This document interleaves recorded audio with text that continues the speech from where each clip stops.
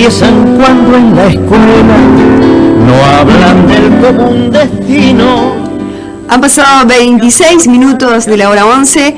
Ahora estamos presentando en ¿Y vos qué pensás? En 102.7 Radio Tortuga, la columna del politólogo Aurelio Argañarás, el militante. Así nos gusta definirlo.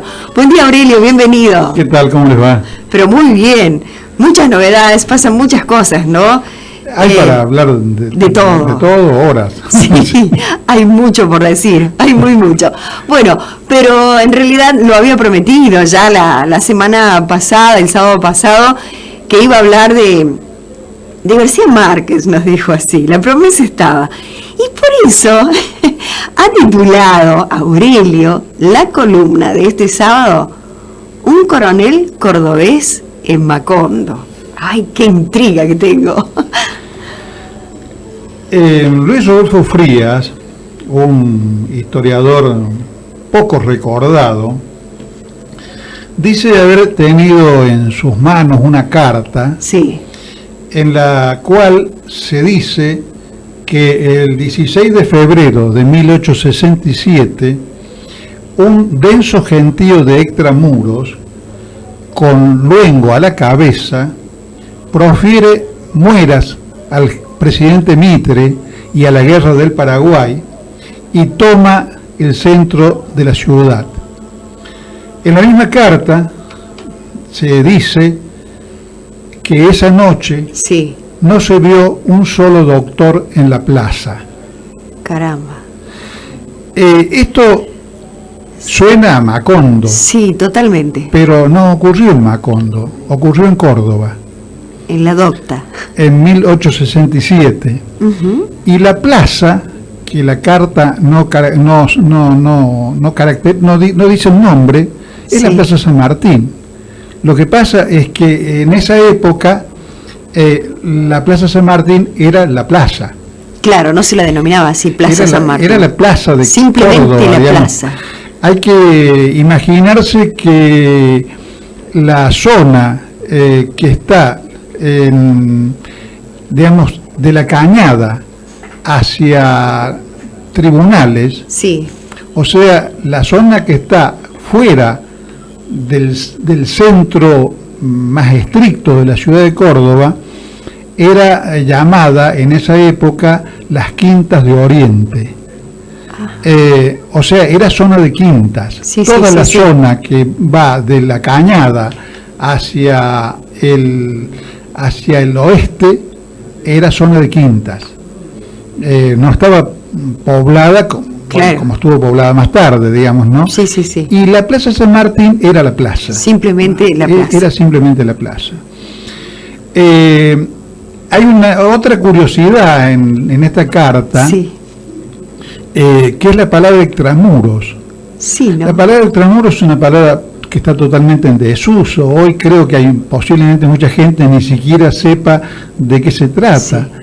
Pero la palabra extramuros es una palabra medieval que proviene de la época en que las ciudades eran ciudades amuralladas. Entonces, fuera de los muros estaban los marginales de las poblaciones, digamos.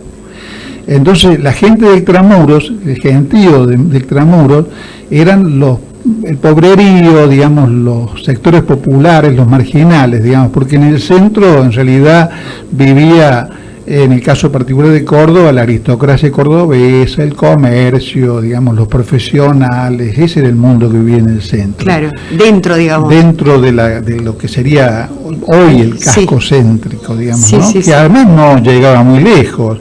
La zona, por ejemplo, del Mercado Sur, sí, donde está el Boulevard San Juan hoy día, era prácticamente el límite, claro, de la ciudad. La zona del Mercado Sur funcionaba, durante muchos años funcionó una especie de centro concentrador de las carretas que hacían el tráfico comercial, el tráfico de mercaderías con el resto del país. Claro. O sea, eran los límites, digamos, claro, del crecimiento urbano de la ciudad. El historiador Luis Rodolfo Frías, un historiador un poco insuficientemente recordado, un gran historiador de Córdoba, es el que rescata esta carta y además es el estudioso que más se ha ocupado del personaje que yo traigo a cuento acá, que es el coronel Simón Luengo. Simón Luengo. El coronel Simón Luengo es lo más parecido que uno puede encontrar en Córdoba al célebre coronel Aureliano Buendía de 100 años de soledad. De García Márquez. Es tan curioso el paralelismo que en 100 años de soledad el coronel Aureliano Buendía es presentado como alguien que hizo 33 revoluciones y las perdió todas. Todas, así es presentado. Y que la única herida que recibió se la infligió él mismo después de una batalla, creo que se llama la batalla de Neerlandia, digamos, ¿no?, en el relato, donde, digamos, después de una frustración política, no militar, pretende suicidarse, digamos, ¿no? Y el médico le indica, profeso erróneamente, dónde queda el corazón. Entonces el coronel Aureliano Buendía no logra suicidarse.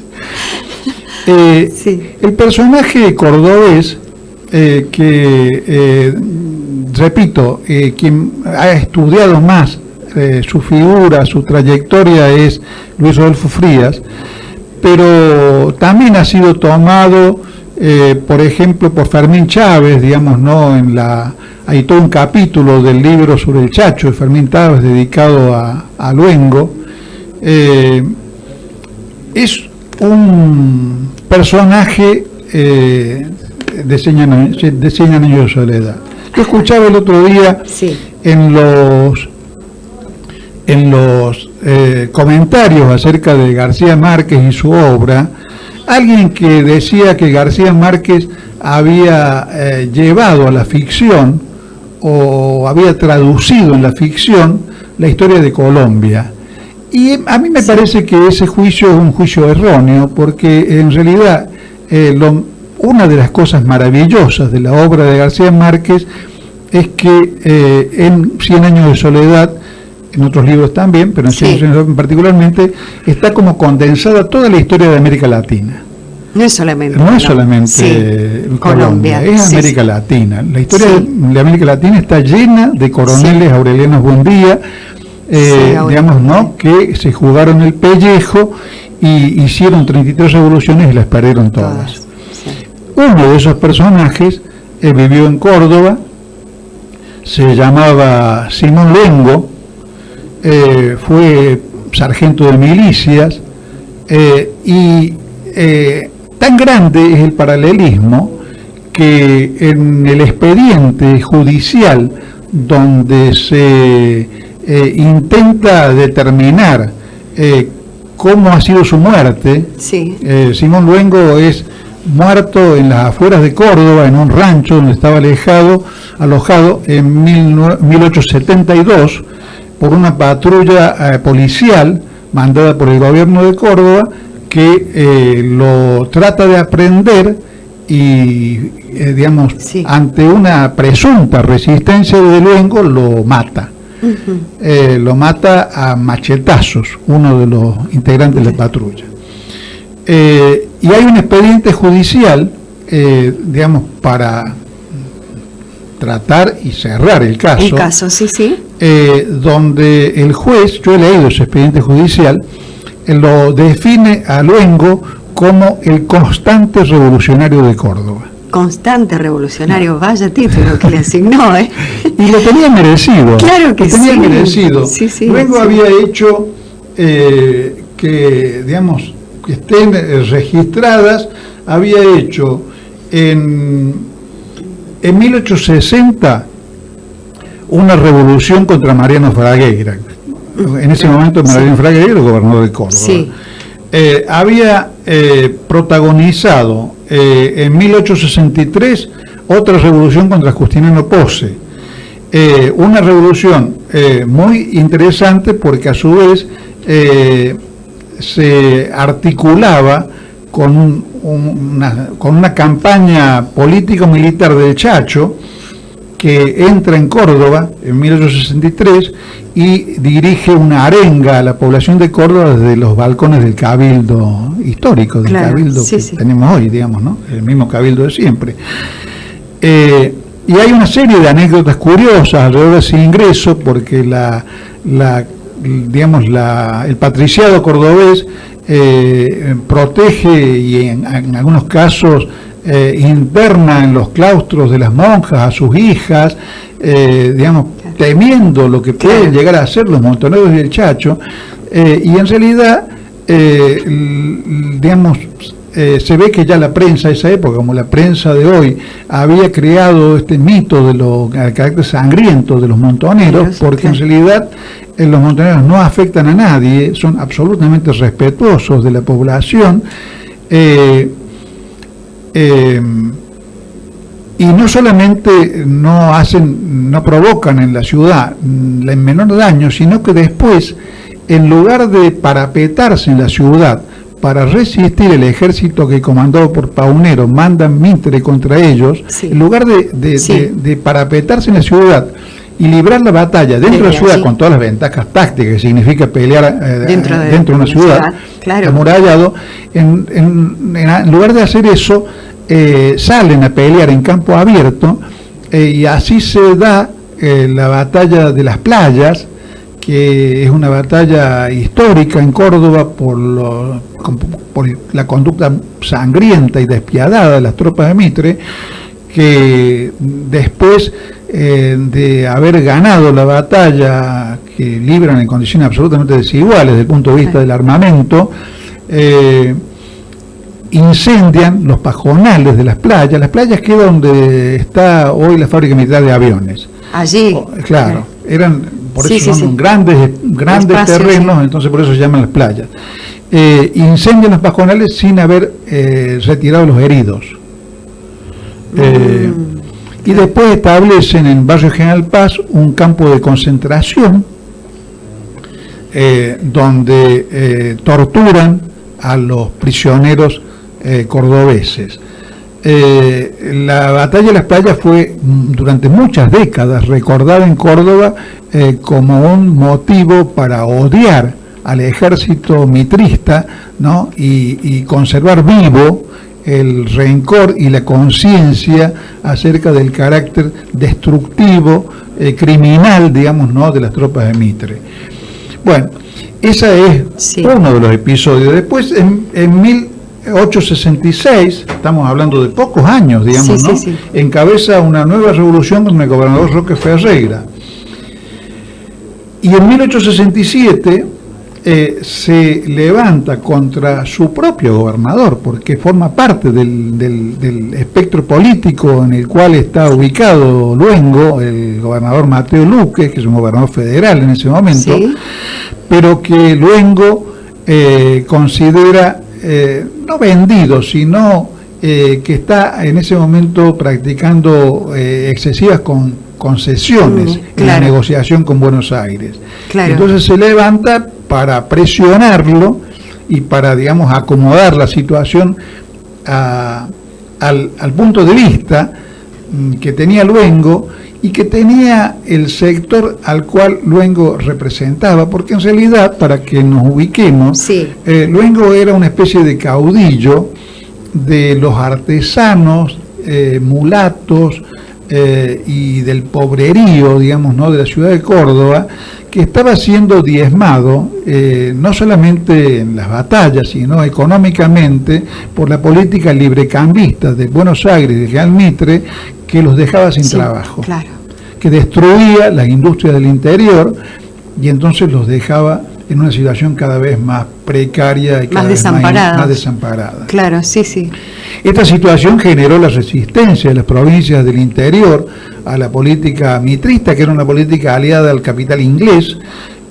una política de destrucción de las posibilidades de desarrollo autónomo de la Argentina, y no solamente de la Argentina, sino de América Latina. Justamente por eso se llevó la guerra del Paraguay, que era en ese momento una especie de vanguardia latinoamericana en cuanto al desarrollo autónomo. Claro, sí. El Paraguay fue el primer país de América Latina que tuvo ferrocarriles. El primero, qué bueno para recordarlo. Tuvo sí. fábrica de barcos, tuvo astilleros, tuvo fundiciones, tuvo, cosa que es toda una novedad, digamos, ¿no? Aún hoy.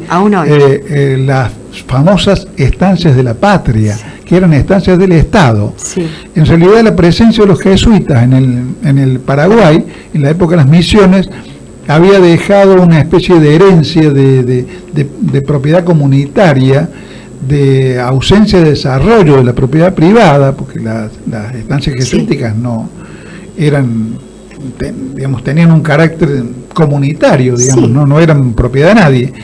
Y sobre esa base, el doctor Francia primero y los hermanos López después, Solano López fue el protagonista de la Guerra del Paraguay,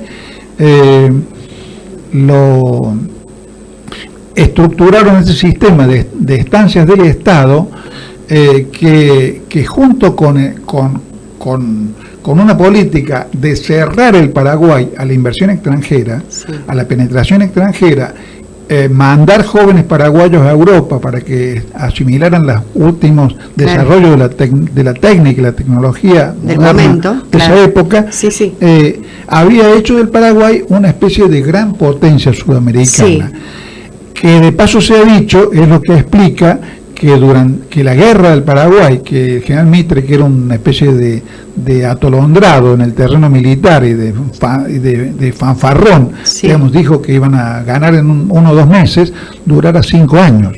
La guerra del Paraguay. Eso nos da la medida, sí, de lo que era Paraguay. Claro. Porque uno puede imaginarse en el Paraguay posterior cuánto podría resistir a una campaña militar, sí, conjunta de Brasil, sí, Argentina y Uruguay. Claro. Creo que no duraría semanas. No, el Paraguay, claro, no. Posterior, sí, claro, el Paraguay derrotado en la guerra de la Triple Alianza, en el cual el pueblo paraguayo se batió tan heroicamente que prácticamente sobrevivieron solamente las mujeres y los niños y los muy ancianos. Claro, sí, fue sí, el más grande genocidio, después del genocidio de la conquista de América, fue el más grande genocidio que ya la sociedad criolla vio en América Latina. Bueno, pero este personaje, digamos, ¿no? del cual lamentablemente lo más que se recuerda, sí, y se recuerda para dar una visión distorsionada de su personalidad política, es el hecho de que fue el que comandó la patrulla, sí, una patrulla de 50 hombres, que terminó dando muerte a Urquiza en el Palacio San José en 1870. Luengo era el que comandaba esa patrulla, enviado a la casa de Urquiza, supuestamente no a matarlo, sino a secuestrarlo y obligarlo a que se fuera del país, por el general López Jordán, el general entrerriano, que en realidad en ese momento expresaba la sublevación del conjunto de los federales entrerrianos y de los federales de todo el país, que habían visto primero con dolor y después con dolor y odio las negociaciones de Urquiza y lo que se consideraba, sí, su capitulación ante los porteños. Ante Buenos Aires. Los historiadores conocen, por ejemplo, las 2 sublevaciones en las cuales Urquiza trata de reunir tropas para mandarlas a la guerra del Paraguay, respondiendo a pedidos de Mitre, y las tropas se sublevan, se levantan y, sí, desertan en masa, y uno de los generales, López Jordán, le envía una carta a Urquiza diciéndole: llámenos a luchar contra el Brasil o contra los porteños, esos son nuestros enemigos, no contra el pueblo paraguayo, que es un pueblo hermano. Claro. Entonces, eso explica estas mueras a la guerra del Paraguay al presidente Mitre, sí, con las cuales comencé contando la anécdota de la presencia del pueblo cordobés en la Plaza San Martín, claro, en febrero del 67. Luengo muere en 1872, en las condiciones que describí. Claro, lo mata en ese momento quienes fueron a detenerlo. Lo matan los que fueron a detenerlos, y la repercusión es tan inmensa que en la Córdoba de ese momento, que no tenía más que 30.000 habitantes, se juntan a acompañar los restos de Luengo 3.000 personas. Vaya, claro. O sea, era un caudillo realmente muy popular. Muy popular. En Córdoba no tiene ni siquiera una calle, ni siquiera el nombre de una calle. ¿Sabes, Aurelio, que cuando estabas hablando yo decía, ¿cuál habrá sido el reconocimiento de Córdoba a Nulo. Claro. Nulo, porque creo que la resistencia que opuso en Luengo y su intransigencia frente a las posibilidades de negociar con Buenos Aires es el fruto de que el sector que él representaba y él mismo no tenían un lugar posible en la Argentina que vino después, en la Argentina agroexportadora, ¿no? Digamos, o morían de un modo o morían del otro. En cambio, de alguna manera, la aristocracia cordobesa logró encontrar un lugar en ese universo, digamos, ¿no? Sí, sin en duda, parte enfrentando a Buenos Aires, porque, digamos, la Córdoba Federal fue una de las bases en las cuales se apoyó Roca en la lucha contra Buenos Aires en el 80, para vencer a Buenos Aires definitivamente y federalizar la capital. Pero pasados, por eso digo, en parte como resistencia y en parte como negociación, y en definitiva, digamos, cuando se va descomponiendo el roquismo, integrándose a la oligarquía nacional, la aristocracia de Córdoba encontró un lugar, pero estos sectores no tenían ninguno, entonces por eso de algún modo murieron combatiendo. Hay un hecho curioso, digamos, ¿no? Que creo que es importante señalar, porque la palabra realismo mágico, para designar no solamente la obra de García Márquez, sino la obra de muchos narradores latinoamericanos, a veces es interpretada como una capacidad para desplegar el vuelo de la fantasía, cosa que no está mal, tratándose además de poetas o de novelistas, pero que de alguna manera oculta o subestima la materia viva sobre la base de la cual estos creadores han hecho su obra. Y esa materia es la realidad latinoamericana, y el que lo pone de relieve de una manera extraordinariamente clara en un ensayo es Alejo Carpentier, que dice que el realismo mágico ocurre en América Latina, porque en América Latina lo maravilloso es real. Sí, hermoso, Aurelio, gracias, muchas gracias. Bueno, excelente la columna de Aurelio Argañarás, realmente contando que él denominó en esta columna un coronel cordobés en Macondo, Simón Luengo. Simón Luengo, el coronel Simón Luengo. Así se llama. Nos vamos a la música, Marcos. Seguiré mi camino. Disculpen el desatino de andar pensando orgulloso. De cualquier modo, es hermoso haber nacido argentino. Les he dicho todo esto, pero pienso que para nada, porque la gente asonsada no la curan los consejos. Cuando muere el sonso viejo, queda la sonza preñada.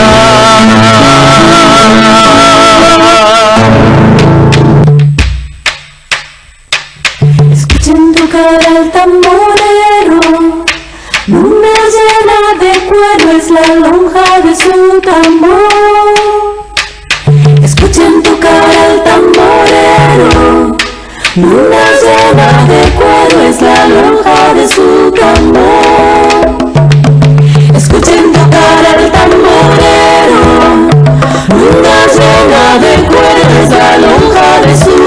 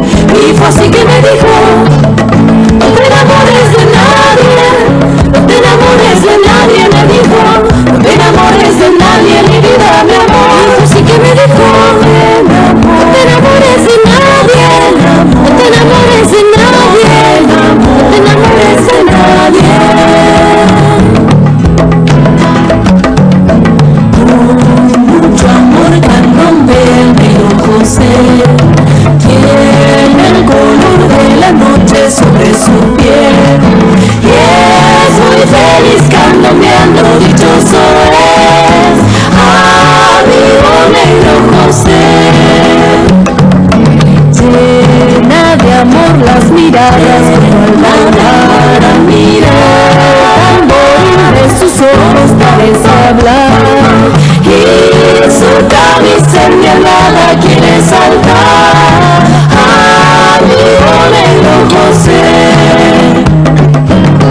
Perdóname si te digo, negro José, que te amo, pero amigo negro José, tú cuando te vas conmigo, negro José, yo te digo porque sé, un día verás, que me voy a morir, al parecer, amándote, amándote, amándote.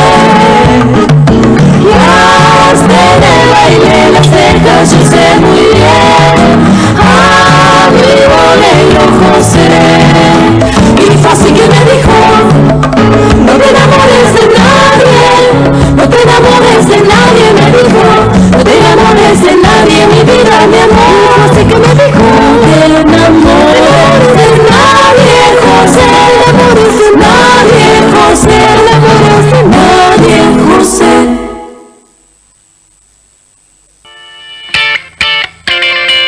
Porque sabemos que siempre buscas lo mejor. A la información le sumamos estilo. Date una vuelta por nuestra nueva página web. Visita diariotortuga.com. Las noticias que te importan en el formato que más te copa.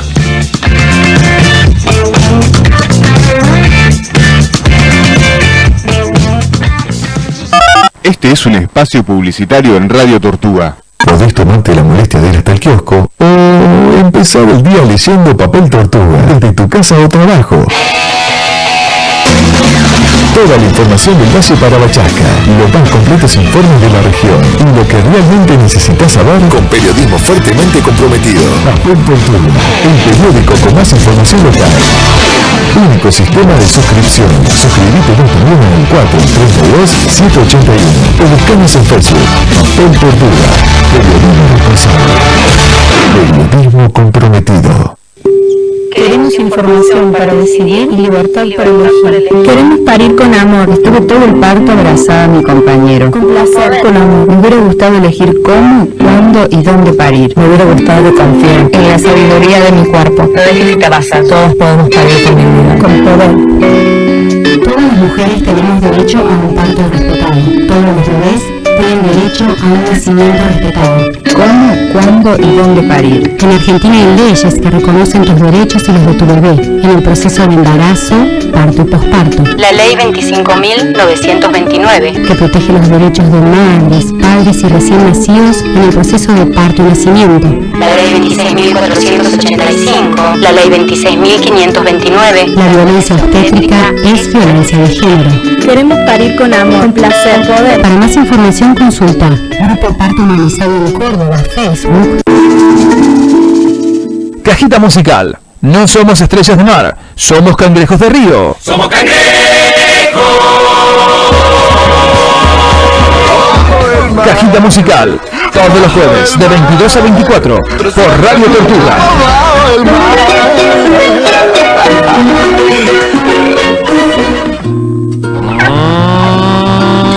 Si estás buscando alimento para tus perros, gatos y pájaros, llegate por Forrajería y Semillería Pancho. Allí además encontrás balanceado para animales de granja, semillas para huerta y artículos de jardinería y limpieza. Forrajería y Semillería Pancho te espera en Avenida de Mayo 52, en Barrio Liniers, a 30 metros del Puente del Ancla, y dicen que el que atiende es un galán. Perros y gatitos y mucho más, cachorros y viejitos, aquí encontrarás en la